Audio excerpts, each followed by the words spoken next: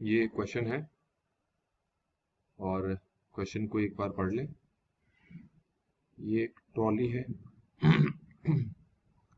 ये एक ट्रॉली है और इस ट्रॉली के ऊपर एक ब्लॉक रखा है जिसका मास 15 kg है और ये रहा वो ब्लॉक। तो हमें पता है कि इसका जो वेट है वो डाउनवर्ड एक्ट करेगा और रिएक्शन अपवर्ड। तो वेट होता है आपका mg, ये है 15 और ये g है 10, तो ये 150 न्यूटन जो है इसका वेट हो गया ब्लॉक का। अब the coefficient of static friction between the block and trolley is इतना दे रखा है। तो ये जो सरफेस है इसका कोफिशिएंट ऑफ फ्रिक्शन 0.18 दे रखा है। अब आपसे कहा है कि द ट्रॉली एक्सरलेट्स फ्रॉम रेस्ट, मतलब पहले ट्रॉली रेस्ट पे थी, फिर उसमें एक्सरलेशन आया 0.5 मीटर पर सेकेंड स्क्वायर का 20 सेकेंड के लिए, और उसके बाद जो ट्रॉली है वो यूनिफॉर्म वेलोसिटी से मूव करने लगी। अब यहां पर आपको पहले ट्रॉली के लिए ही समझेंगे। ट्रॉली की इनिशियल वेलोसिटी कितनी है, 0, और स्टार्टिंग में एक्सेलेरेशन कितना था, 0.5। फाइनल वेलोसिटी हमें पता नहीं है, टाइम हमें दे दिया है यहाँ पर 20। तो v equal to U plus A T का फॉर्मूला लगाओ, तो 0.5 मल्टीप्लाई 20 ये आ जाएगा 10 मीटर पर सेकेंड। इसका मतलब ये हुआ कि एक बार इतनी स्पीड को अचीव करने के बाद ट्रॉली इसी स्पीड से आगे की तरफ मूव कर रहा हो। तो स्टार्टिंग के जो सिर्फ 20 सेकेंड्स हैं, उस 20 सेकेंड्स में इतना एक्सेलेरेशन था। अब हमें ऑब्जर्व करना है ब्लॉक को जब बाहर से देखा गया। पहले कौन देख रहा है, स्टेशनरी ऑब्जर्वर। ध्यान रखना कि ये जितनी भी चीजें दी होती हैं, जितनी भी ये डेटा दे रखे होते हैं, ये स्टेशनरी ऑब्जर्वर के रिस्पेक्ट में ही होते हैं, और जो हम ये फाइंड करते हैं ये भी स्टेशनरी ऑब्जर्वर के रिस्पेक्ट में ही फाइंड करते हैं जब भी हम कोई कैलकुलेशन करते हैं। चलिए इसमें देखते हैं क्या लिखा है। तो ग्राउंड पे जो स्टेशनरी ऑब्जर्वर है उसके रिस्पेक्ट में इसके मोशन के बारे में बताना है, मतलब ब्लॉक चलेगा नहीं चलेगा या रुका रहेगा, ये सब बताना है। तो हमें तो ये पता लग गया कि ट्रॉली जो है वो एक्सेलरेट कर रही है इस डायरेक्शन में, तो ब्लॉक जो है ड्यू टू इनर्शिया इस डायरेक्शन की तरफ एक्सेलरेट करने की कोशिश करेगा विद द सेम एक्सेलरेशन ए। तो अगर ट्रॉली इस डायरेक्शन में ए एक्सेलरेशन जा रही है तो ब्लॉक इस डायरेक्शन में जाने की कोशिश करेगा ड्यू टू इनर्शिया।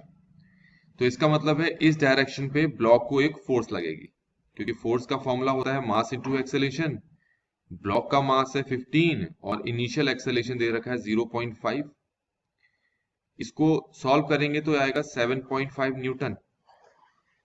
इसका मतलब है इस ब्लॉक को यहां की तरफ जो फोर्स लगेगी वो लगेगी 7.5 न्यूटन। ये क्लियर हो गया होगा।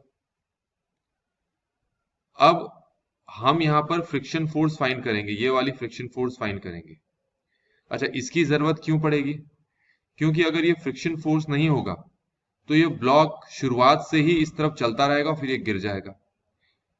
तो इस ब्लॉक को रोकने का काम कौन करेगा, ये फ्रिक्शन करेगा।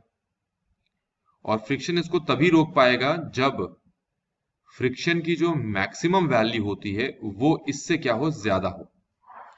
तो जरा देखते हैं कि मैक्सिमम स्टैटिक फ्रिक्शन जो है उसका फॉर्मूला होता है म्यू एम जी, और म्यू क्वेश्चन में 0.18 दे रखा है, और ब्लॉक का मास है 15 और जी हमारे पास 10 है।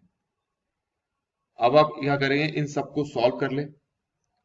सॉल्व करेंगे तो अप्रोक्सीमेटली 27 न्यूटन आएगा। ये इसका सीधा सा मतलब ये हो गया कि जो ट्रॉली है उस ट्रॉली में जो ब्लॉक रखा है, ब्लॉक को पीछे की तरफ जो फ्रिक्शन फोर्स लग रही है वो 27 न्यूटन है। ध्यान रखना मैक्सिमम है ये, और ब्लॉक को आगे की तरफ जो मैक्सिमम फोर्स लग रही है वो है 7.5 न्यूटन। ब्लॉक को ट्रॉली के ऊपर अगर चलना है तो ये जो बैकवर्ड फोर्स लग रही है इसको मैक्सिमम स्टैटिक फ्रिक्शन से ज्यादा होना चाहिए, जो कि नहीं है। इसका मतलब है जो ब्लॉक है वो इस ट्रॉली के ऊपर ऑलवेज क्या करेगा, रेस्ट करेगा, रुका रहेगा। तो इसका मतलब बाहर जो आदमी इस ब्लॉक को देख रहा है वो इस ब्लॉक को वैसे ही देखेगा जैसे इस ट्रॉली को देख रहा है। तो इसका सीधा सा मतलब है ट्रॉली अगर ए एक्सेलरेशन से आगे चल रही है तो वो ब्लॉक को भी ए एक्सेलेरेशन से चलता हुआ देखेगा आगे की तरफ। तो ये तो हो गया। बी पार्ट क्या कहता है, an observer moving with the trolley. अब इसके बगल में जो ऑब्जर्वर खड़ा है, अगर ये भी बिल्कुल उसी एक्सेलेरेशन से दौड़े जिस एक्सेलेरेशन से पूरा सिस्टम दौड़ रहा है, तो इसको ये दोनों रेस्ट पे दिखाई देंगे कि ये दोनों क्या है, रेस्ट पे रुके हुए हैं। यही होता है। तो इस तरीके से दोनों क्वेश्चन कंप्लीट होते हैं।